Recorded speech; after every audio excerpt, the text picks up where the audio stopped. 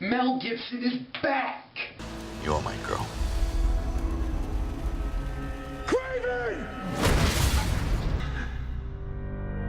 There are still a lot of unanswered questions, but it appears Detective Thomas Craven was the intended target. This is someone armed and dangerous. What do you think I am?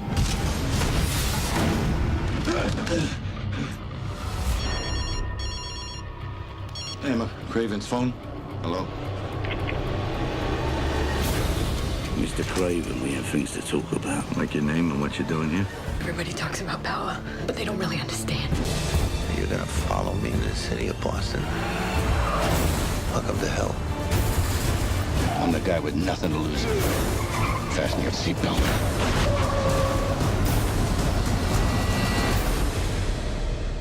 Well, you had better decide whether you're hanging on the cross or banging in the nails. So for the past couple of years, Mel Gibson has been brooding, and now he returns as the ultra ass-kicking badass, teaming up with the director of Casino Royale, Martin Campbell, who is awesome because Casino Royale was freaking awesome. Like, it's not only one of the best Bond films, but one of my favorite movies of all time. So, I was super excited when I heard about this movie, and the trailer was pretty good.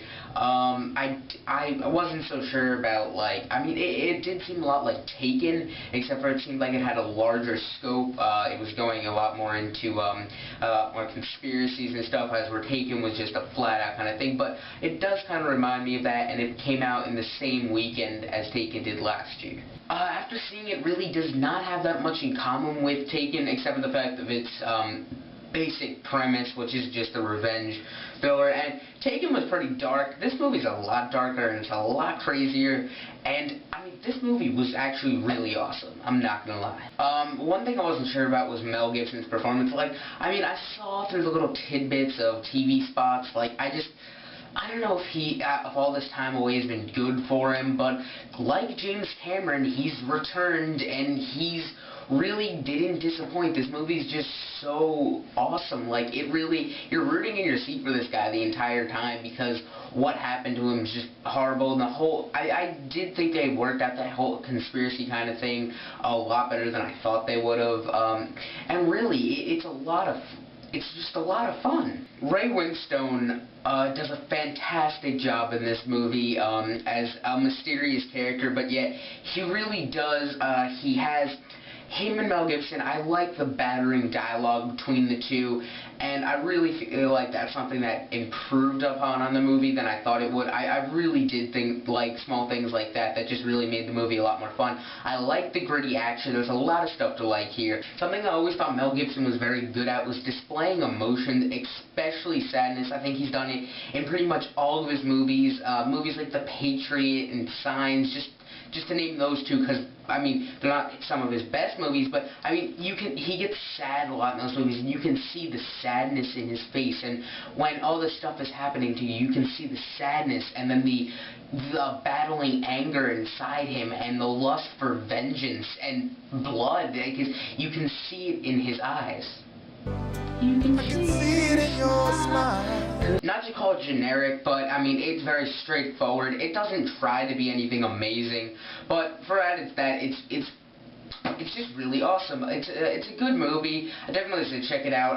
The only complaint, this is my one complaint with it, is really as it goes on, they do subtle things that throw off some of the suspense of it, and a lot of its wittiness and its smartly written stuff kind of goes to waste at points that are just ruined by other little things that just kind of throw it off a little bit. But other than that, it really is a good movie. Mel Gibson is back. I'm looking forward to seeing him in more movies. So I'm going to give this movie an 8.5 out of 10. It is a very good movie, a surprisingly fun one to come out in January, so I think we were gifted with this before we move on to bigger and better films. So yes, this is the best movie of the year so far. I'm sorry I didn't ever got to do a review of The Book of Eli and Daybreakers, two movies which I think are very good, which I both gave 8 out of 10s.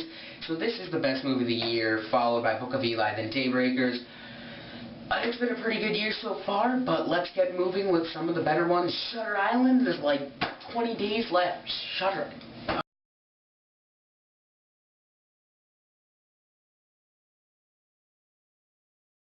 let's play that last little clip in the trailer back again. You'd better decide whether you're hanging on the cross or banging in the nails. I mean, I don't know. It's kind of like a sense of deja vu. I mean, what is that? I mean, it's Mel Gibson, and it's nailing in on the cross. And it's like Jesus. I mean, what if Mel Gibson don't?